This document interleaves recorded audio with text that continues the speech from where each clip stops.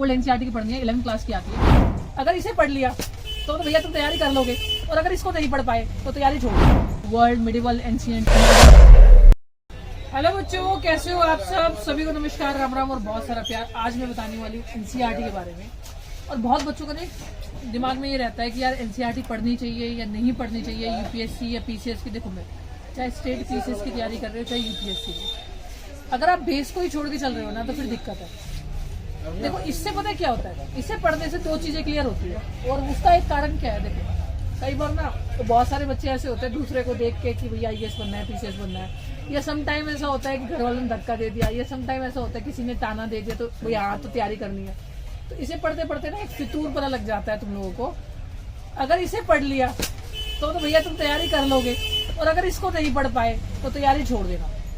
इससे ये भी क्लियरिटी होती है, और ये टीचर ही बता सकता है कि अगर आप इसको पढ़ पा रहे हो बहुत मन लगा के, इसका मतलब आपको जाना ही चाहिए यूपीएससी के स्टेट पीसीएस की तैयारी में। और अगर आप इसको भी नहीं पढ़ पा रहे हो, बहुत दिक्कत हो रही है, मन नहीं लग रहा, नहीं कर पा रहे हो, तो ये बहुत क्लियर है कि आप इस एग्जाम के लिए नहीं बने, अभी छोड़ दो, क्योंकि आपका मन नहीं, बस आप जबरदस्ती कर रहे हो, तो जबरदस्ती से कुछ नहीं मिलने वाला। तो ये बेसिक क्लियर करने के लिए भी बहुत अच्छी चीज है।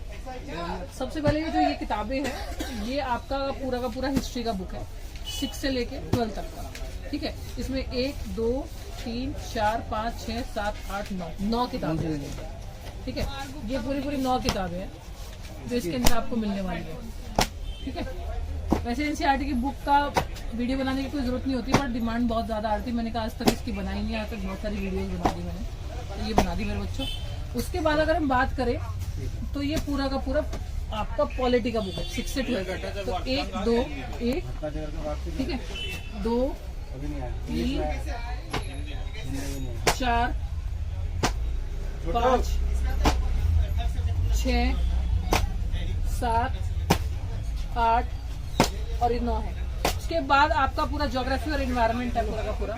ठीक है, ये देखो ये वाला है 2 3 4 5 6 7 8। मेंस के लिए भी बहुत इंपॉर्टेंट ज्योग्राफी 9। तो पूरी 9 किताबें हैं ये, आपका 6 से लेकर 12 तक का है। और इकोनॉमिक्स जो है वो 6 क्लास में तो नहीं आता, 6 क्लास में तो क्योंकि पूरा सोशल स्टडीज का एक बुक होता है। ठीक है, मेरे भी एकदम से दिमाग से निकल गई थी एक बार। तो जिसे हम एसएसटी बोलते हैं ना, 6 क्लास में होता है एनसीईआरटी में, पर 9th क्लास से आपका इकोनॉमिक्स शुरू होता है। ठीक है, ये देखो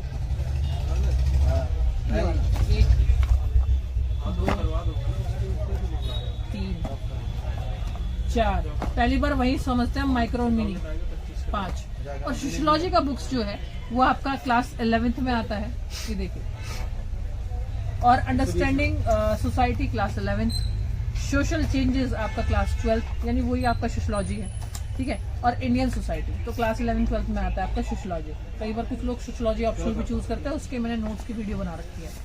ठीक है, अब बात आती है साइंस की, तो मेरी बात अब ध्यान से सुनना। साइंस की ये बुक्स है जो आपको पढ़नी है, और मैं खुद साइंस एंड टेक्नोलॉजी पढ़ाती हूँ। इसमें बहुत सारी चीजें ऐसी है जो आपके एग्जाम में नहीं आती। तो आप एक काम कर सकते हो, अगर आप इतना साइंस नहीं पढ़ना चाहते, और साइंस तुम लोगों को आता ही नहीं, जिसको आता है वो तो पढ़ता नहीं है, जिसको नहीं आता वो भी नहीं पढ़ता। तो मैंने क्या कर रखा है, 6 से लेकर 12 तक का पूरा एनसीईआरटी इसके अंदर डाला हुआ है। तो आप ये वाली बुक पढ़ सकते हो जो मैंने खुद लिखी हुई है, और स्पेशली इसलिए लिखी है कि इसको जल्दी आप पढ़ पाओगे, जल्दी समझ पाओगे। जितना इसमें है वो इस एक में डाला हुआ है। लेकिन इसमें एक स्पेशल चीज बता देती हूँ कि जो आपको स्पेशली पढ़ना होता है, जो यूपीएससी के अंदर आता है, इसमें ना 4 चैप्टर आते हैं ये वाले इकोलॉजी वाले। इसके ना नोट्स फॉर्म में हमने डाला हुआ है, मतलब है तो बुक ही, वो प्रिंट आउट निकाला हुआ है। ये पढ़ना होता है 13, 14, 15 और 16, ये 4 चैप्टर आपको पढ़ना होता है। तो एक तो ये बुक, एक तो ये नोट्स और ये बुक।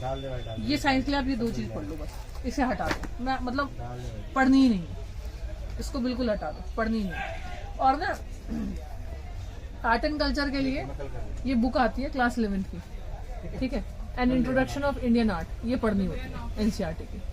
तो कई बार बच्चों को बस 6 से 12 का एनसीईआरटी पता होता है, एनसीईआरटी में यही नहीं पता होता किताबें कौन सी है। तो मैंने आपको आज क्लियर किया कि एनसीईआरटी के अंदर कौन सी किताबें। इकोनॉमिक्स जो है वो क्लास 9 से शुरू होती है, फिर सोशियोलॉजी होता है आपका 11th 12th में, और फिर आपका क्लास 11th में एक आर्ट एंड कल्चर होता है। साइंस की कौन सी बुक नहीं पढ़नी है, या साइंस के कौन से 4 चैप्टर है जो एग्जाम में आता है। तो ये एक इम्पोर्टेंस थी इस वाली वीडियो की। 12th तक की एनसीईआरटी पढ़नी होती है। तो कमेंट बॉक्स में बताना मत भूलना क्या क्या करना है, कौन सी वीडियोस बनानी है, और ये बुक मिलेगी राय बुक शॉप पे, रेट टू रेट मिलेगी, कहीं से भी ले लो, और इसका कुरियर चार्ज लगेगा, बाकी तो जितना रेट है उतना ही आपको मिलेगा।